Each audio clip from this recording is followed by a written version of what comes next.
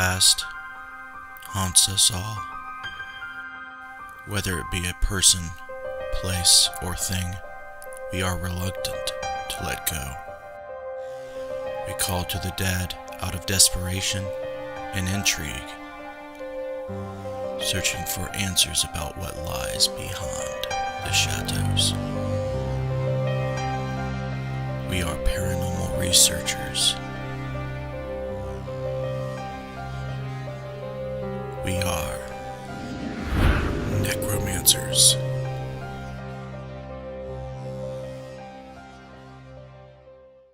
Hello, and welcome to the Necromancer Live Show. I am your host, Justin Brown, and this is episode number 26 with Alex Bob. He is not only a paranormal enthusiast, he also investigates and researches a lot of aspects of the paranormal. He is from Birmingham, Alabama, and this is an interesting location in the U.S. because there is some unique terrain down there that most people don't get the luxury of, being subjected to, and there's a lot of different types of climates and other things that kind of make his paranormal research a little bit unique, and we'll talk about that. But without any further ado, we'll bring him on over to the show, and we will get started right away. What is up, buddy? How you doing? What's up? I'm doing great. Thanks for coming on the show, Alex. This is going to be one of my favorite shows because we get to talk about things a little bit out of my, knowledge zone. I do some cryptid stuff, but you do a lot of stuff when it comes to that, and you also get into the UFOlogy and a lot of other things. So before we get into all that, let's talk about why in the heck you even do this in the first place. I'm assuming that you've had an experience, or you have experiences that kind of give you questions that you need answered. Is that close? Have you had experiences? Definitely. Okay.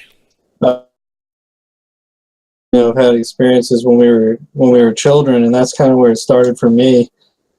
The first one that I remember clearly was I want to say I was 10 or 11, and I was in my bed going to sleep, and I want to say I fell asleep, and I woke up and I saw a full-bodied man sitting in the chair, the rocking chair in my room.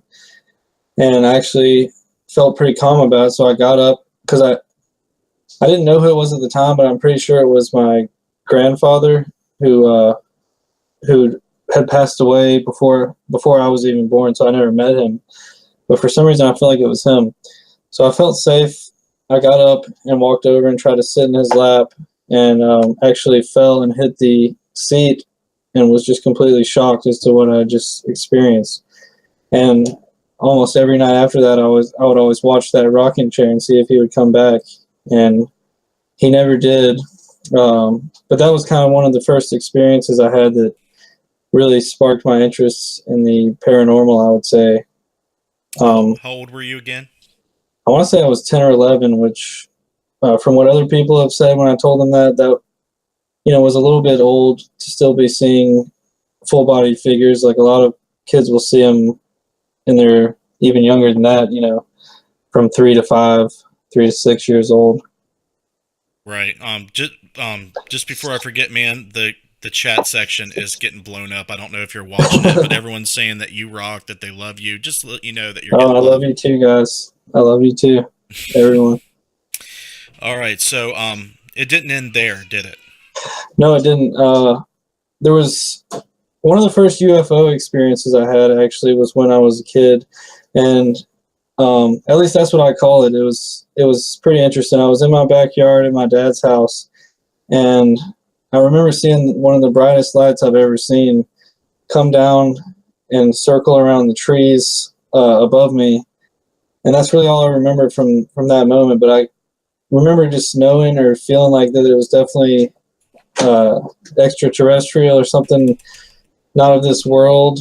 I also have this other memory of one of my friends from when I was a kid. I want to say this was a dream, but I remember it clearly, and it feels so real, that he took me out into the woods near our house, and a dead like alien fetus or something by this tree. And this is something I remember from when I was a kid. And for some reason, I feel like it was a dream because it sounds crazy, but it's something that I remember really clearly. And I want to try and find that person because I haven't been in touch with them in years, and actually ask them and see if they remember anything like that too. As I got older, though, I was always interested in the cryptids and stuff. I was always there's one book out there, I think it's just called Monsters or something. It's about real life. It's written by this druid guy. It goes into all kinds of different creatures that are, mostly some people believe that they could exist. And I would read that book when I was a kid, and I would always try to look out in the woods when we were driving around or at night and everything. I'd be trying to look for werewolves or Bigfoots. And as I got older and older, I started, getting more equipment and actually getting out there and kind of investigating more and turning toward that aspect of it rather than just reading about it or watching TV shows. And then when I was 21, one thing that really kind of re-sparked, for a while I wasn't doing much of it, but my mom passed away when I was 21. And Sorry about that. Oh, it's okay. But there were some experiences surrounding that I'll just go ahead and tell the story. I mean, I was driving one day on the day she actually went missing for a few days, and before we found her. On the day I believe she actually died, my tire exploded, and I remember instantly texting her and saying, "Hey, my tire just exploded," and I never got a response back. And for some reason, I felt like she had made my tire explode, trying to warn me that something had happened. And after that, some weird things would happen. Like we had this, in one of the first, I got a crappy ghost hunting kit off Amazon, like back then, and it had a motion detector in it. And I remember one night, it was still in the case, but it turned itself on and was going off in the case at her house where we were staying before we lost her house. And so when all that was going on, I had started going out to graveyards more and just doing things like that with my camera and taking pictures. And so it all kind of just started spiraling into, I don't know, just what I wanted to do as much as I could. And now I try to do it, or, now it's part of my everyday life, definitely. And I'm glad that it is, because you're not alone out there, buddy. There's a lot of people out there not only are interested in this stuff quite a bit and Yeah. have obsessions with it. People have experiences that make them feel pretty alone. People make fun of people. They feel like they're outcasts. But now, since we have the internet and everything, it's not as bad. People can, tell their stories and reach out to people, and other people, believe it or not, have experienced very similar things, if not the same thing. And that's what helps in a lot of regards to that situation. But what I think that's awesome. Yeah, what I think is unique about what the stuff you do that sets you apart from others is you don't pretend to be this paranormal professional. You don't pretend to be an expert. You don't pretend to be anything other than who you are.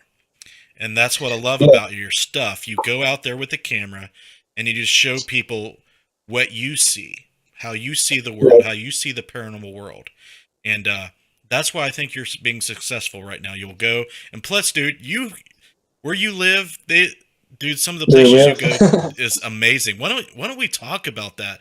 I want to talk about the Urban X stuff that you do, because that's what I love. Even though the other stuff is great too. Let's talk about some of your favorite abandoned places with, legends, and probably places that harbor something paranormal, or at least some incredible history. Why don't we talk about your favorites?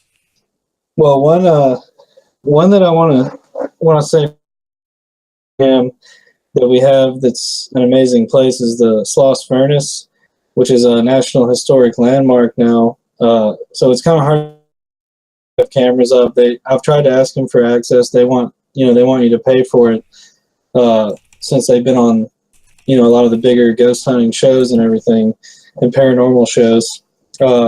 but that place is awesome. I really want to get there at night and do a full like solo investigation there. For sure.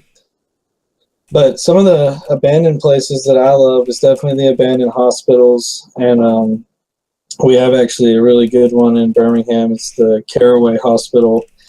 Um, it's on the north side and kind of not too safe of an area to explore. So I try to be real careful when I go there. Um, but it's such a cool place. I think that was the place we were talking about. Kind of has that post-apocalyptic feel to it. Everything's been destroyed inside, and but there's something so beautiful about it at the same time. And I used to have permission to go there by the guy who owned it, or he owned. I guess he ran the security at the time, and he gave me permission.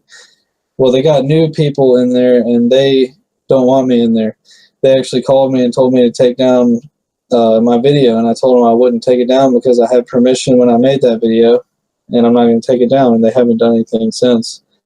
And I mean, I think that those places, you know, as long as I never go in to vandalize or harm anything. I just want to show these places to other people and also just have it documented for myself. It's really interesting to me to see these places and what's happened to them over time. We have one of my favorites is they call it Old Bryce. But from what I mean, it's really hard to find information on this place that's legit, but from what I've found, it's actually called Jemison Center. And it was first a plantation house, then it was turned into a part of a mental hospital, which is still running, called Bryce in Tuscaloosa, Alabama. And the Jemison Center was actually used for more of the African American people. It was kind of like when they call it Old Bryce, it was newer than the New Bryce, but it was, you know, still harsh conditions. And from what I've heard, it wasn't a very good place. And that place is crazy to explore. And they've right next door to it is an old folks home that also closed down. That they opened. I want to say they opened it in the 80s, I think, and it closed in the early 2000s. But when you go in there, man, you think it has been closed for years just because of the destruction inside that everyone's caused. And I don't know, something about those places just always intrigued me. I've always just wanted to go inside those places, like abandoned houses, abandoned buildings, and see what's on the other side. Right. I have the same interest. And before I forget, Jessica Paranormal from the Paranormal Playground super chatted $5 and says that she loves you and that you rock. I love you too. Yeah, she's always supporting us. I mean, these are all people, you know, who always comment on my videos, support my videos, and watch my live streams and everything. And that's what I love about the little community that's kind of been built. Like everyone who, I mean, I consider a lot of them my friends, or my best friends, because a lot of us will talk, you know, almost daily, and through comments or through messages and Facebook and everything. And it's really cool that that's what the internet has, like you were saying. I mean, before you might be scared to tell someone your experiences, but now we have all these people, right, that we can. We all vibrate together. It all seems like you just resonate with people. They may like you just for your own personality, who you are, and it might click with them, and that's great. Connecting with people is special, and the internet is definitely an awesome tool for that. And when it comes to liking the same things, like the abandoned buildings, structures, houses, I think, in my opinion, the reason why it's so attractive and why we are interested in them is it connects with a part of our souls and our hearts that don't want to let go, that doesn't want to see things get destroyed, but they like to see some type of representation of the passage of time. It kind of reminds us of our own mortality. It scares us, and some weird people like us like that sort of thing. It kind of gives us a grim reminder of what's actually real. And when you go through you see everything new. Nobody likes old things. They throw everything the fuck away. But when you go Yeah. into this decrepit, rundown place, it brings you into a headspace of wow, everything's Yeah, it's dying. very it's very real, and that's one reason I love doing it alone, which uh, a lot of people don't recommend doing that, and a lot of other people who urban explore will have at least one or two friends with them. But I started doing it alone, and I don't know, man. It's like, I guess it's part of that adrenaline rush or something. Like, it's addicting. One thing And that I like, I don't mean to interrupt, but one thing I like, and you keep doing it, you go in alone. It is dangerous, but I like it that you do it alone, and you're quiet. You don't yeah, chat it up. yeah. I don't like to put. I mean, I'll put some music in my videos. Some people will put I'll hear them put like some crazy techno music or just some music the whole time playing through the urban exploration. I like everyone to kind of experience, like you were saying, like what I'm experiencing. I like to put up raw videos. Some people with a lot of the YouTubers will put up a lot of jump cuts in their videos, which I'll do that in some of mine, but I like to also include, the raw stuff and just kind of that real stuff. Uh, and yeah, just go in alone, be quiet, because I know, I'm more scared of someone else trying to harm me than something else, like a spirit that might be there or something of that nature, rather than I've heard some of the places I go in, have been used for gang activity and things like that. So I always have to be careful. And a lot of people will tell me I should carry weapons. Sometimes I'll carry a knife. My girlfriend always gets on to me for forgetting to carry that, at least. I don't carry a gun. I don't carry a gun when I go Bigfoot hunting either. I don't believe in that personally. And a lot of people do carry guns. A lot of people. And one of the lectures I'm going to upload from Tom Seward, he actually talks about how the Bigfoots associate camouflage and guns, with death, because they see hunters all the time killing other animals.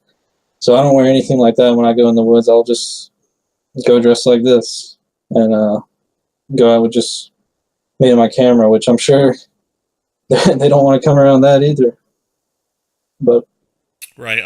What have you had any kind of intelligent interactions with anything paranormal recently or in your whole career doing this? Have you had any type of connection with a particular place or energy? one of the places, like I was talking about, the Caraway Hospital, I feel like there's something really dark there for some reason. And I guess the reason I say that is because one of the times I went in there at night, it felt like something was literally pushing that fear emotion into my mind. Like, I usually don't get too scared. This night I was feeling terrified. And I could feel it being pushed into me. It almost felt like someone was pushing me down too. And we had walked all the way up, I think, to the 10th or 11th story. I mean, this place is huge. And there was a hole in the elevator shaft, and you could see down in the elevator shaft. And the person I was with said, like, look in elevator shaft. And all of a sudden we heard something like, sounded like something slapped the wall or something like that. And so we instantly kind of jumped and started freaking out and running down the stairs because we thought it was a person. And like I said, it's in kind of a dangerous neighborhood. And at the same time, I was feeling this crazy fear. So I started running down the stairs, and we start hearing sounds coming from the other floors as we're coming down. And it was one of the craziest experiences I'd ever had in an abandoned building. Like, we started hearing noises all around us. To me, it was no way it could be a human being because there would have been multiple ones all over this building planning this. When we got to the bottom, it sounded like a wood pallet like dropped on the floor, like a loud slam. And then when we were running out to the car, one of the windows on the other side of the building started rattling.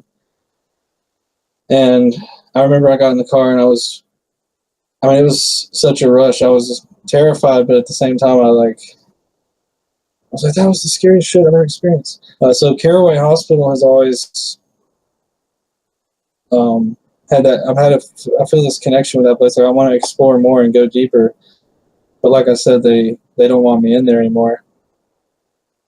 And to me, a lot of people go in there and try to do, little rituals and things. Like we were talking about this before the show started, actually, about like when people do these things, that it might kind of ramp up some activity. I mean, Right. In a place, and I feel like that has happened in this place. Not to mention, they say the gang activity and things like that. So I feel like something is there that shouldn't be there. But who knows? Because I mean, hospitals. When me and Jason from Paranormal Den were doing the Edwin Shaw Hospital, we think there's a dark presence there too, and they demolished that place. Mm-hmm. But for some reason, those hospitals, I don't know, the abandoned hospitals have I just call it a vibe. I mean, they have like this vibe like no other place. Right. I don't know, it's not like an abandoned house or anything. Mm-hmm. Yeah, it's definitely something unique about hospitals. I know there's a pretty notorious hospital not too far from you called the old South Pittsburgh Hospital. You've heard of that, right? That's a place that a lot of people say that there's probably some dark things lingering around. Yeah, I've seen a picture from there that was really interesting of this weird apparition. It wasn't like a human figure or anything. It was something else. Yeah. I don't know how legit it was. I know I've been to Waverly Hills Sanatorium last year, and we're going again this year. And that place has this vibe where you get a saturation of suffering that if you're sensitive to that type of PK, it will become overwhelming if you allow it to be. And if you open yourself up and connect to those things, which is something that probably me and you are doing purposefully, that it can be, scary. And we'll go in, we'll talk a little bit about, the people that go into these places and add to the paranormal that may not belong there, like you said. What are your beliefs when it comes to people believing in urban legends and then maybe they become true, like our own psychokinetic energy starts to create maybe some of these things and maybe other things like, the ritual stuff. Let's talk about that a little bit. I think it's definitely an interesting theory, and I think it has some truth to it because, I don't know, just things I've experienced myself after doing some of these. I've done some of, the internet rituals and things, and I have had things happen after doing those, and, caught EVPs while doing them, and so it makes you wonder, like, if you can with your own mind, and some people have even talked about that with, like, the spirit boxes and stuff, that your own mind could cause the spirit box to say a certain thing, or almost like it's mimicking so you. I definitely think there's some truth to that, in my opinion, at least. Have you ever been to a place that is an urban legend that you don't think that has any basis in truth, or nothing occurred as far as the urban legend, but you still get something that correlates with the legend? Have you ever got anything like that? Let me think. I don't know. I'm trying to think about that one. That's a good question. Not off the top of my head that I can think of. One interesting thing that I thought, there was a spirit box reply that I got at the TNT area. Actually, I asked, "What are you?" And I believe the word I got back was "fae," which is kind of like the fairy folklore type legends. And people say that they come in all types of shapes and sizes, which that goes into kind of the Mothman legend. Could it have been a type of fae? Or I also wonder about Bigfoots being types of elementals or fae. But that's a whole, that's getting into the spiritual stuff. But as far as the urban legends, one that I saw that was really cool was, do you follow Proving Demons? I don't think so. at all. He did the Bloody Mary ritual, or ritual game, whatever you want to call it.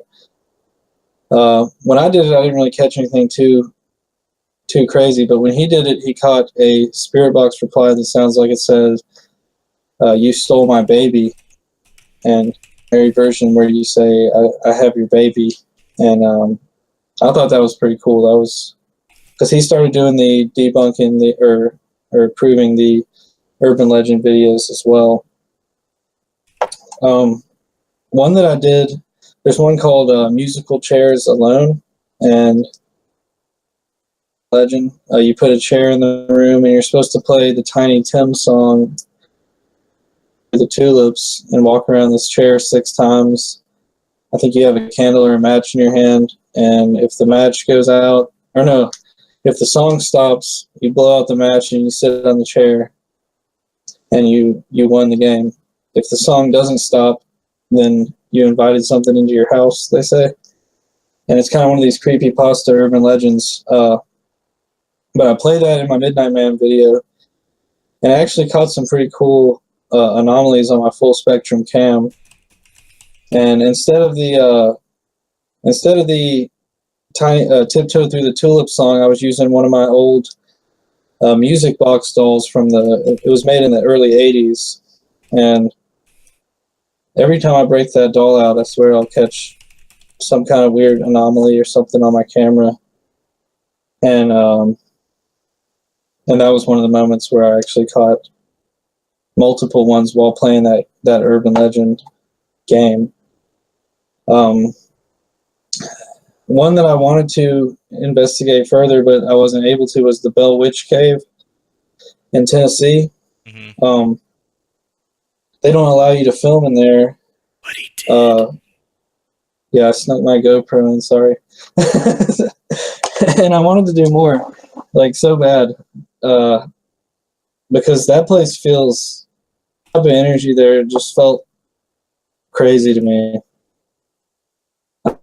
I bet. They said no. But yeah, man. Let's talk about opening up things and kind of calling in things to, maybe get yourself haunted. Have you experienced any of that? I know you do a lot of the stuff to where you pretty much draw in the paranormal to you with the experiments with the creepypasta stuff and the legends like that. Have you ever experienced anything that you may contribute to the stuff that you do? Have you ever brought anything home? Have you ever made yourself haunted from any of these things? I'd say definitely. So a few home investigations I did maybe 2 years ago or last year. I would see, we were talking about earlier before the show, the light anomalies and flashes of light and things. When I would get home from these investigations, I would literally see a giant flash of light come from the other room. And my dog would bark at it and everything. And I could never figure out what caused it. It looked like a camera flash or something came from that room. And we would see, there was this fox we would see almost every time we would go on an investigation, which was really weird. But move along into when I did the Midnight Man game, which is supposedly a pagan blood ritual type game. I'm not going to lie, the next week after that, I ended up in the hospital from having severe depression issues. And I feel like it was caused partly from playing that game. During the game, not much happened or anything, but the next couple days after that, things started getting really emotionally and how I was feeling inside. But it was actually ended up to be a really good experience because after I got out of the hospital, I felt stronger than ever. I felt better than ever, and I kind of had a rejuvenation, I guess, kind of like the turning into a phoenix almost, feeling like. But that was crazy. Yeah, I'm not even kidding. Like, I felt like a lot of it was because of that. And I was there for 7 days in kind of a type thing. It's not a story. I don't tell that story too much, but I figured, what the hell, like I don't try to hide anything or anything like that. recently, I had what I considered a negative attachment. I went to. Are you familiar with Reiki at all? Oh yeah, I do actually perform some, things that Yeah, involve that. for sure. I went to a Reiki session and we were having trouble connecting. She was saying it felt like I was putting up a wall. I broke down the wall, and she was telling me how draining. I felt really drained from all this paranormal work, and I'll go out for only you'll go do some sessions or go do an investigation, and you'll feel like you worked freaking 15 hours. You'll be so drained. So she was working me through this, and then we both could feel that I had this negative attachment, which felt like it was kind of latching onto my chest and throat area. And it took almost 30 minutes of the session to kind of work it out, and we still could feel its presence in the room. When she turned, and in her head, she told it to get the fuck out of her. And to me, it was like this black. It looked like a ghoul, like zombie-looking fiend. That's how I would describe it, honestly. And when she was clearing my throat, because at a moment she said she was scanning me, she said, "Let me know if you still feel it." I said, "I can feel it in my throat." And she started working on my throat, and I could literally see it in my head, just screaming, and just screaming at me. And that was, I feel like it came from this one cemetery I went to and did a live stream at for some reason. Because that's on the live stream. It says they're a medium, and they said they were seeing these black shadowy figures moving around, and they back to the car. And my girlfriend was in the car at the time. After I got in the car, we had a huge argument for no reason. I mean, it was just like negativity. You could feel it all around us. For some reason, I feel like it came from there. So after the Reiki, I started saging again regularly. I had been kind of lazy on cleansing myself for a while. So now I'm getting back into the groove of that. Because to me, it's very real. I mean, it definitely helps to cleanse. And you got to, I mean, better safe than sorry on protecting yourself and that from that kind of stuff. Because, I mean, there's definitely those negative vibes and negative energies out there, I think. Yeah, Alex, there is. A lot of people, as you can imagine, and I'm sure you can relate to this, I'll do events, I'll put up booths, and every once in a while a hardcore skeptic will come along and he'll just try to pick you apart. He'll try to kind of pull you into, all the everybody in the paranormal field are charlatans, and they try to fraud people and take people for their money. And that's what they actually feel. Yeah. They think that you're lying and you're just trying to scam and take advantage of people who are, vulnerable, to that Yeah. sort of thing. And people like me and you, we do not really have a choice to believe or not, because it's it's our reality presented to us as fact. And definitely. the whole I don't. saging thing. Well, I'm sorry. Let me finish this real quick, No. because I want you Go to ahead. understand that don't feel like, I know you kind of feel weird, and I do too, about the saging and the Reiki stuff. But hey, it's real. It's something my mother helped me, immensely come to terms with, and I think that people do themselves, wrong by trying to close off their minds to that sort of thing. Definitely. And when I do a Reiki session, I can feel it in my whole body. I can feel that surge of energy and everything. It's crazy. Like my whole body will start twitching, my eyes will be twitching, and that's when I knew it was really definitely real. Even the crystals and everything. Like there's definitely something to it all. I use it all myself. What was I going to say though about the skeptics? I think I can't remember. Yeah, It was something. I don't know. Were you trying to remember something a skeptic had said to you, or? I'm trying to remember. I was going to say that there's definitely some people out there who do try to take advantage Oh of yeah. people. Oh yeah. Of course. I mean, in everything in life, there's always going to be someone like that. Uh, but that's why it is good that there are people, and I feel like people do trust us and don't.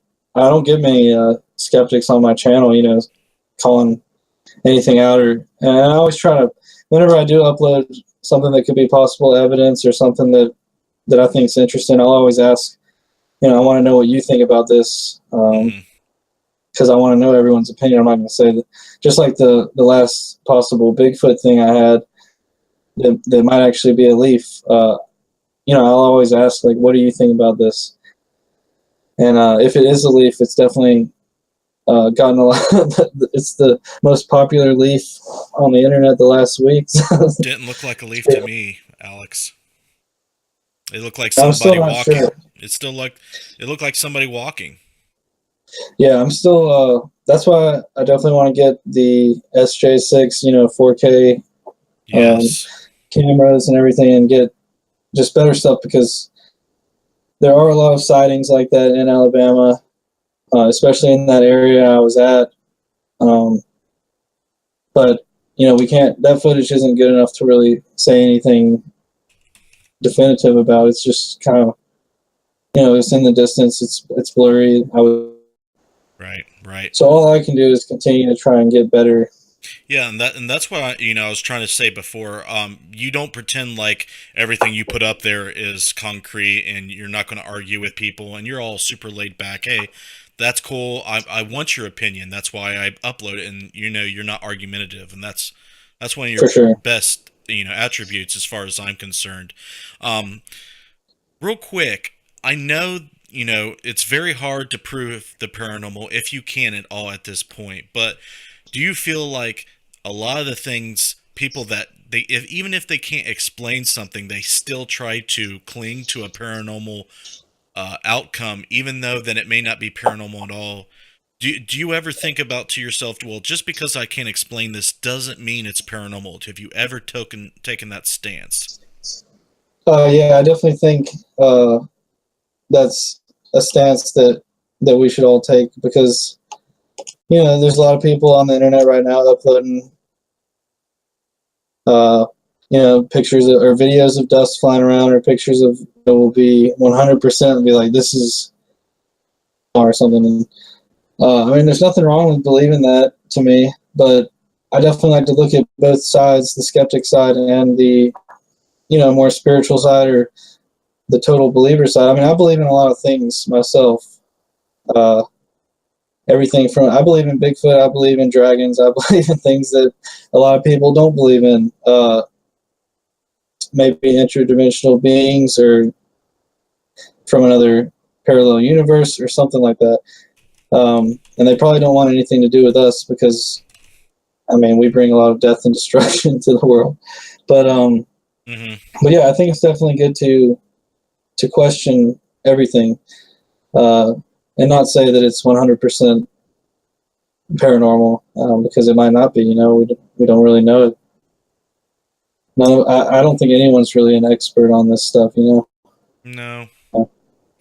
No, but the rise of the paranormal pulp culture and the Yeah, success of paranormal reality TV has given somebody or a lot of people something that they want to emulate, which is normal. That's going to happen. But yeah, I think at the same time it has brought in popularity to the paranormal, but at the same time it's dividing people and causing people to feud with each other, and egos get in the way. So yeah. it's this one great big mess that we have to sort out amongst ourselves. And I just I I don't get it, how people like to deal with all the drama. It's something that Yeah, stresses me there's out.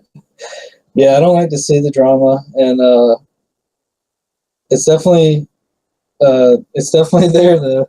I mean, you'll almost hear about it. If you're in this community, you'll hear something every couple of days about someone here, someone there. I mean, it's the same in the Bigfoot community and the paranormal. That I haven't seen it personally as much in was the UFO community. Like, there's just so many crazy theories out there.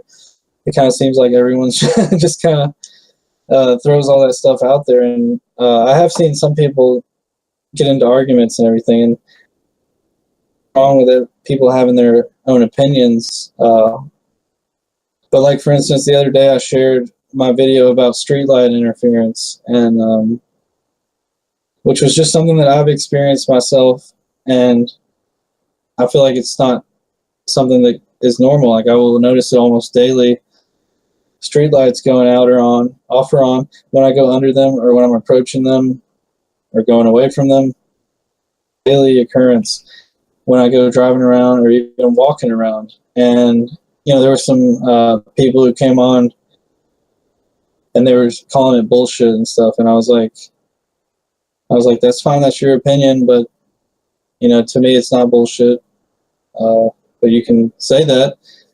But to me, it's not. Like, to me, it's a very real experience that happened. And they were like, you just found a flickering light and waited to film it while it was flickering or something. I was like, no, I didn't. Like, you can see in the video, another car goes under the light and nothing happens. When I go under the light, it turns off. But I've seen, there's been cars in front of me, the light will go on, and then when I go under, it'll go back off. I don't understand it, it's like, and it took me hours to catch all the stuff I did in that video on camera. Wow. So, I mean, you can work for hours and hours on stuff and still get people who aren't going to agree with you and everything. And I don't think there's anything wrong with that. I mean, everyone's entitled to their opinion. Yeah, man. You don't look like a person that's going to spend hours filming a street light just to fake people out and lie and be like, look, this shit's real. That sounds like a complete waste of time. But yeah, I mean, it's not. I've heard of the phenomena, and it's interesting that it happens with street lamps. You would think that there would be much more common things like the lamps in their house or the lights in their house that it would happen to, but it seems like it's the street lamp that. Yeah, I don't understand that either. Some people will say they'll affect watches and things like that, like electronic device. But the streetlights is the most. That's why they call it. They call them. The name is sliders. SLIDERS. Streetlight interference. ERS. But I don't know, and I've found actually that I'll go on a paranormal investigation, or I'll be going to do just a little urban exploration video or something, and I'll actually have lights go out the most when I'm doing that kind of stuff. There's been also this one was really interesting. We went to a concert, and I mentioned this in the video. I wish I was filming. I mean, I would have never known to be filming because it's so random. We were walking up to the building, and as we crossed under the street light, it turned off.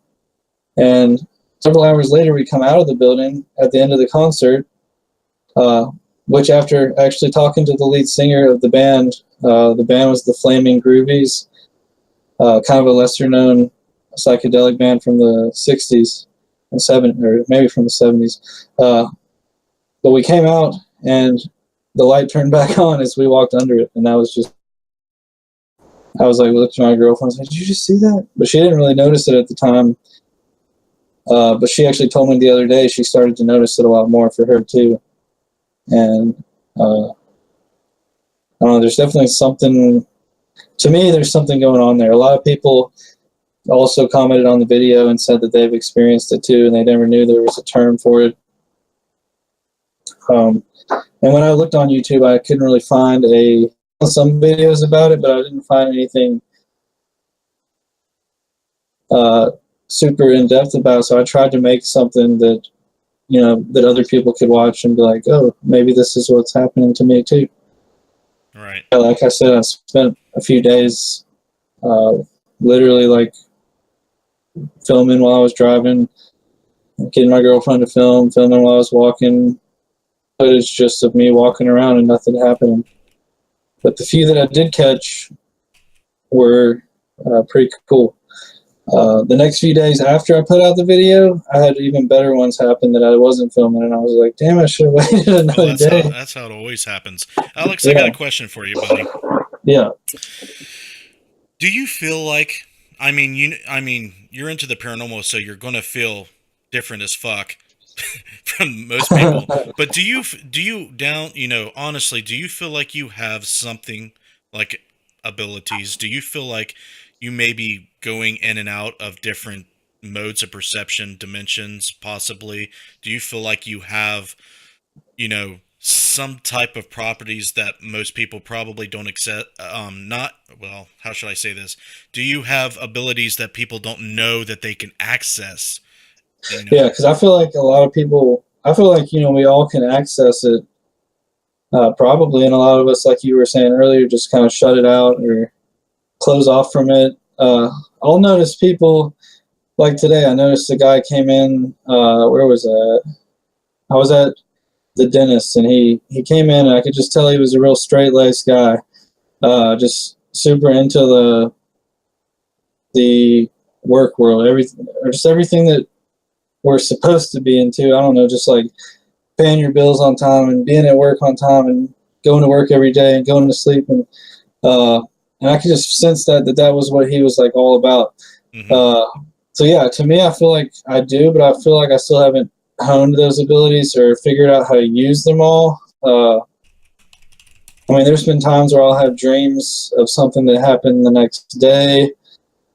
The night before, I'll dream about something, and it'll happen in some form the next day, and things like that. There's been times where I'll be thinking of a word in my head, and like we were talking about, making something happen with your mind or whatever, like with a spirit box, I would hear the word on the spirit box that I was thinking moments before.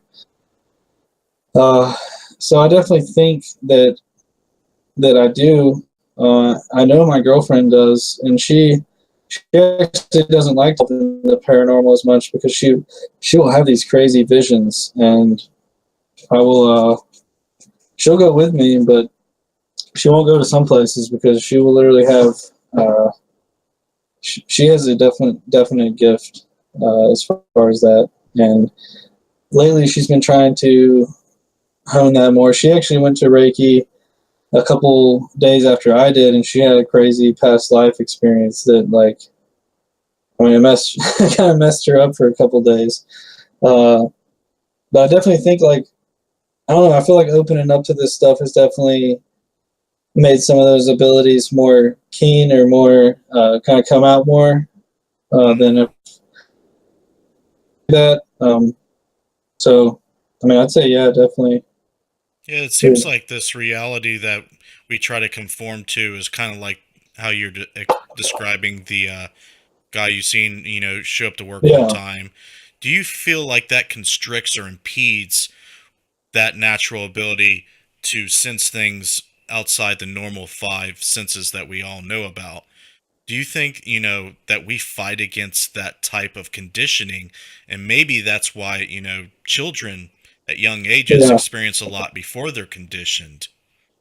I feel like it does. And one example I will give of that is when I was in 2014, I believe, I did a through hike of the Appalachian Trail. And while I was out there, you're out in the woods all day, every day, hiking and just walking. And while I was out there, I was in this crazy, like, trance state of, like, I just loved it.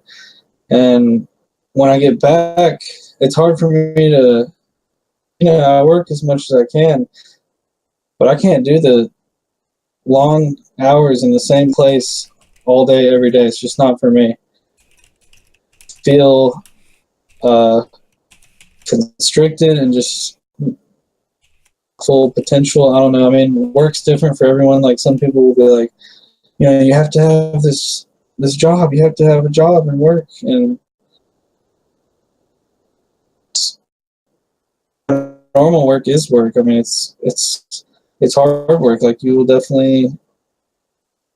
I get drained by doing it. It takes a lot of energy. It takes a lot of time, and especially when you start doing videos and stuff. I mean, people don't realize how much time it takes Mm-hmm. to put into that kind of stuff. Yeah. So I definitely think, lifestyle choices could affect your personalities and everything like that. Yeah. I see this more so in cultures that are not so much, dependent on, things. Especially, you look at tribal communities that still exist in 2018, how disconnected they are from, you know, the technologies and the new stuff that we deal with. They're still, Yeah. seemed like they're more embedded in the spiritual. And there's people Yeah. out there tripping on ayahuasca and Yeah. still in the woods and having, spirit quests still.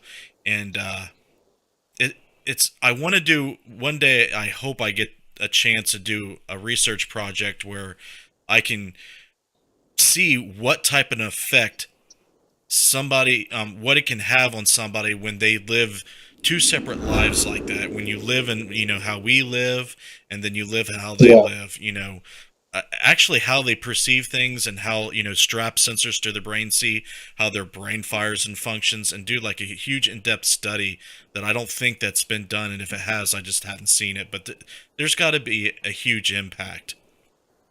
Definitely. Uh, I mean, it's crazy to just think about it. How I don't know. That's another reason why I think that we haven't, or everyone's always like, why haven't we found Bigfoot or anything?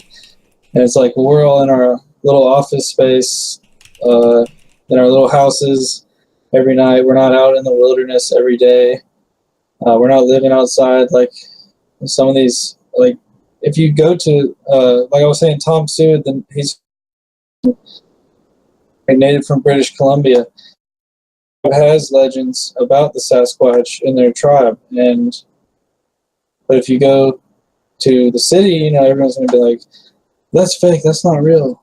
But he said so himself. If you say that to him, he's going to tear you a new asshole, because that's something his ancestors have believed in for a long time, and they talk about it in their stories and everything. So it's just different lifestyles. I mean, we've really gotten away from that spiritual, and even like modern day religions, to me, aren't as spiritual as they could be.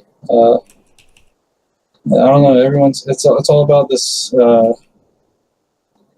Trying to think how to say this. I mean, it's all about this structure and everything, when really it should be all about what's your personal connection to that. Like, everyone thinks you have to go to church to be a Christian. Not everyone, but a lot of people do. And Mm-hmm. some of the best Christians I know don't go to church. They just have their own connection with their God and everything. Um, I totally agree so with it's that. all, yeah, it's all pretty interesting stuff. Just the state of the state of the union, I guess you'd call it, and how everything. Uh, that's one negative thing about the technology, I think, is that a lot of people are drawn into this little world. Facebook definitely taken over a lot of people's. A lot of people spend all day on Facebook. And I mean, I can't say that I don't spend a lot of time on Facebook. I do, Well, I don't but know. I don't know if we're going to blame Facebook too quickly yet. This is how I look yeah, at it, Alex, and I'm sure you're going to agree. And this is probably what you are trying to get across. Materialistic views, science, using the materialistic viewpoints of how to perceive reality is not always helpful. yeah, Balance is it's what true.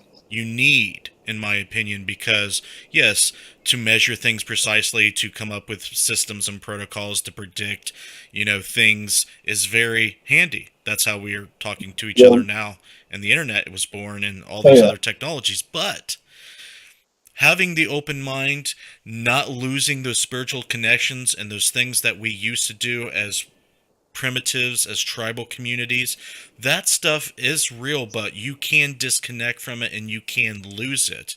And the reason why we struggle so much today, especially in the materialistic view and trying to fully go over to that view, is our brains are wired to believe in higher powers and to believe in spiritual things. And the saying that there's no atheists in foxholes, it will always be true to the end of days. Okay, you can preach to be an atheist and a non-believer in spiritual things, but the moment that you see your mortality end or coming to an end, what are you doing? You're praying to God. You know, atheists don't pray to God, but they do when they're in that foxhole, buddy. So that should teach people, hey, there's a part of you that's a spiritual, and it's not a flaw. It's not a fluke. Definitely. It's something that you need to embrace and find out why. Find out really why you're a spiritual being. Find out the reason. Don't get caught up into, some weird, spiritualistic new age crap that you see out there, but brush away some of the crap. There is truth some things, but that's why I like doing these shows and talking to people and finding out what's crap, what's not crap. Yep. Definitely. Yeah. No, that's pretty much what I'm trying to say. I really noticed the materialistic stuff after Christmas. Christmas gets over, and I was dreading Christmas the whole time, always buying presents and everything, and then I noticed after people are still out buying shit still. And I'm just like, damn, like it never ends. It's just a never-ending materialistic cycle of buying the new shit. Yeah, it's a throwaway culture for sure. Dude, I would love to sit here for another hour and talk. Yeah, I know. We have reached the hour mark, and before we end this, I want to thank you again for coming on the show. You're an awesome guy, and you're somebody that I'm going to see doing a lot of stuff with in the future. Hopefully, we can do some type of collab. I know we're states away, but we mentioned we go to the Mothman Festival in Point Pleasant. That is something that we should do. So if we do a collab, that's probably where it's going to happen. And definitely. Everybody, I'll be in Ohio too for. You're going to be in Ohio. So I was going to say for the Minerva Monster Day in June, I think. So anything else coming up that you want to let the viewers know about? Well, tomorrow night, me and Eric from Epic Investigates have a big investigation we're not giving out the location just yet, but we on both of our channels, and I'll be putting up a big video from that. So definitely. So I expect to see tons more of the Urban X stuff and all the other stuff that you do. You don't have any plans to slow down or to quit doing anything? This year's going to be big. It's going to be coming more than ever, I think. So if you guys are new to Alex's stuff from the Interface Deaths channel, his YouTube is in the description. The link is, and in the cards, his Facebook, his Twitter is in there. Please go over there and subscribe. You're not going to be disappointed. There is going to be a ton of stuff for you to go through and find that you probably will be very interested in. Thanks again, buddy, for coming on the show. I will, if you want to hang out here, we'll switch screens here. But I think you're awesome, man, and just keep up doing the good work. And if you need any help or any support, you know where to find me. Thanks, man. Thanks for having me. And I do want to give a shout out to Josh for the light, because it's badass. Go ahead, he's going to appreciate it. Yeah, we promote Dead Light on this show, and if you're into the things Alex into, if you want to see an infrared or full spectrum from far away, Dead Light does the job. Light. And plus, the customer service is just premium. Seriously. Yep, I'm sure he appreciates it, buddy. All right, hold on a sec, Alex. I'm going to switch screens here for a second. Let's go here first. Thanks, guys. The chat room has been blown up. The whole time we've had a consistent 20 viewers. It reached, I think, to 25 at one point, but that's awesome. If you guys are new to the Interface Death channel, please consider subscribing. I would love to have you on. I have this show every Wednesday at 9 p.m. EST, and plus we do documentaries, we do peer review on the channel, and a whole bunch more. Check me out at interfacedeath.net and get to know me if you do not know about Interface Death. But I love, doing the show and meeting new people, and this is for you guys. This is, if you have any feedback or any questions or any, anything you want to add or offer me, just message me on my website, interfacedeath.net, and you'll find out how to contact me. But thanks for joining us, guys. I love you all. We'll go switch to the social screen here, let you guys know how to support us and how to find out more stuff about us. If you would like to join the exclusive Death Trippers Facebook group and support what we do at Interface Death, you can go to our Patreon. It's in the cards, it's in the description. You can just donate $1 a month, okay? And that will help us on this show and everything we do. And I would very much appreciate it if you did. If you want to donate more, there's rewards that you can get for donating on Patreon. So check that out if you really want to support what we do here. You can check out the Necromancer Show on Facebook. The link's there. And if you want to follow Interface on Death on Twitter and on Instagram, the links are there as well. We always shout out our patrons at the end of the show. We still have Matt Denton and Clay Borman going strong. We appreciate all the support we have from our patrons, and they make it possible for us to keep providing this content free for you guys. And we got a lot of new stuff coming out for 2018. Check the Interface Death website out, and you will subscribe to the newsletter and get all of our updates. We got new documentaries. We got 1080p live streaming of our investigations and other things. We got 4K, full 4K resolution documentaries coming, and a whole bunch of other stuff. Go check all that out at Interface Death. And stick around, guys. I got some promos here at the end of the show you may be interested in. You guys have a good night. We're going to have back Eddie Parks again next week, Wednesday, 9 p.m. EST, same bat time, same bat channel. You guys have a good one. All right, man. We're in the promos, so that was awesome, dude. I will let you know. I think I'm going to have the Paranormal Roundtable podcast I do, but I'll let you know when I start that up. And if you have anything to prepare for that, I'll let you know way ahead of time before that happens, because it's probably going to be like a 2, maybe 3 hour podcast. Yeah, man, that was cool. Yep, you're very welcome, man. Thanks for coming over and being a guest, and I wish you all the luck in 2018, brother. You're welcome. You have a good night. We'll see you later. Bye-bye.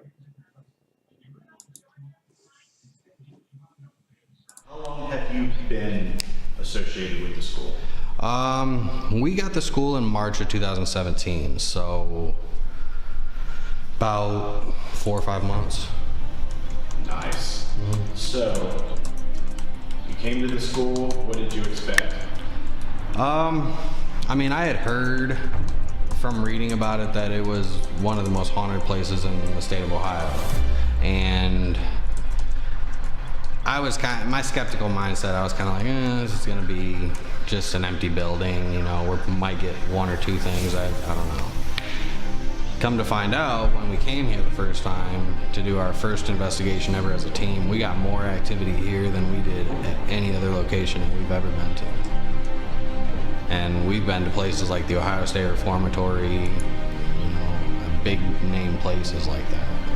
So I was not expecting what we got.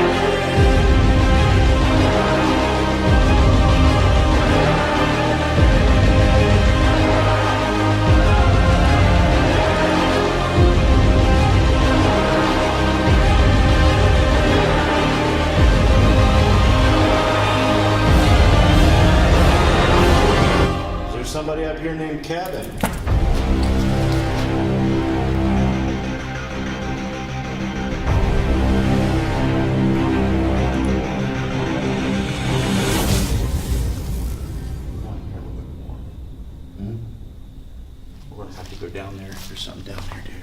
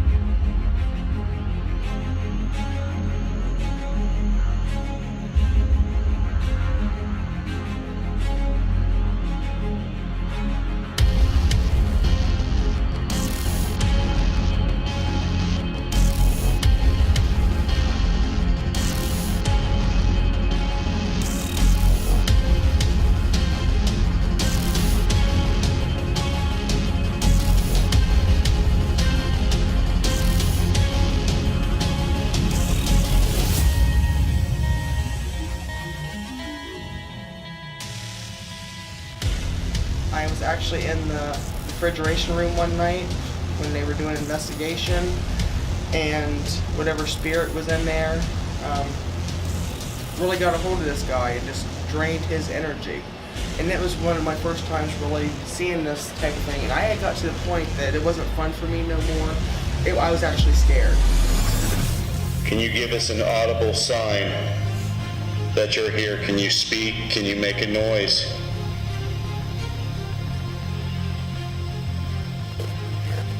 Right there. Totally, can you hear me? Yeah. Play that again. Dude, that gives me chills. Mr. Adams, if you are here in spirit, And if you're observing us right now, we come with the greatest amount of respect possible for you and your home, and your family.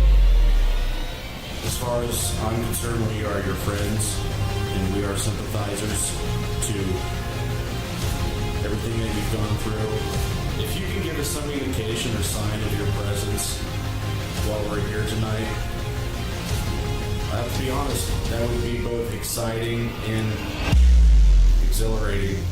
Above all, if there's anybody here that would like to linger on or, look over the place, it would be George W. Adams.